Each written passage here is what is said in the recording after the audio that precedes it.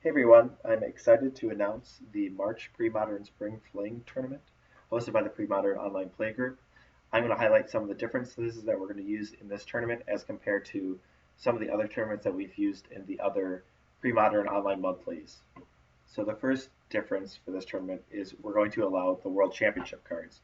So we've had polls in the past in the group about allowing the World Championship or gold bordered cards. So as long as the card is pre-modern legal, you're able to use a gold bordered card, or you can use black bordered cards as normal. If you are using any gold bordered cards, just make sure you're using opaque sleeves. The tournament setup is a little different for this. We're going to split it into two different batches. The first batch is going to have 4 rounds, and your opponents are all going to have a similar time zone. So when you sign up, you're going to provide your time zone. The tournament organizer will split them into groups based on their time zone, and the idea of that is to make scheduling a little bit easier for these first 4 rounds. Batch 1 is going to start March 19th, and we're expected to end March 31st. So you're expected to get those first 4 rounds in that time frame.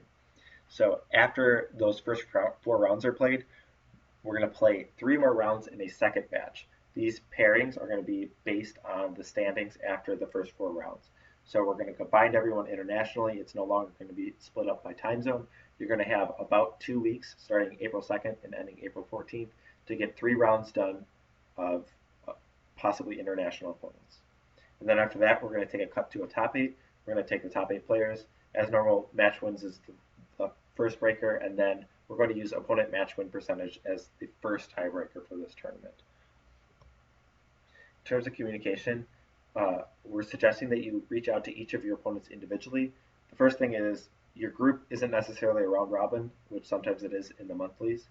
And the other reason is it just allows you to actually schedule a match with your opponent. A lot of times in a group chat, things get lost and communication kind of breaks down. And a lot of times when matches are incomplete, it's due to improper communication that really could be alleviated with individual communications.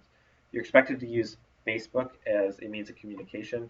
It's just something that you we're going to do all the communication through Facebook, so everyone has to be on there. So that's what we're going to rely on, just so we're on one source for everyone to use.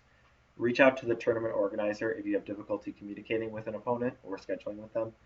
We're here to help. So if something is known far in advance, let us know. We'll try and work something out, and we'll also try and help reaching out to that opponent if they are unresponsive or not able to set up a time.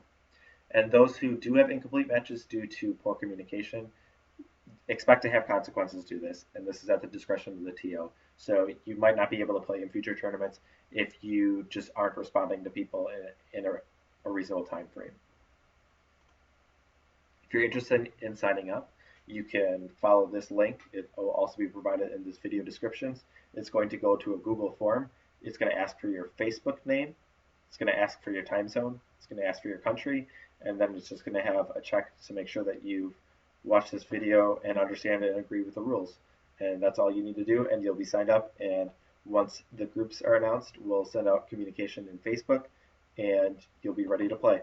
So hope to see you in the March Premodern Spring Fling.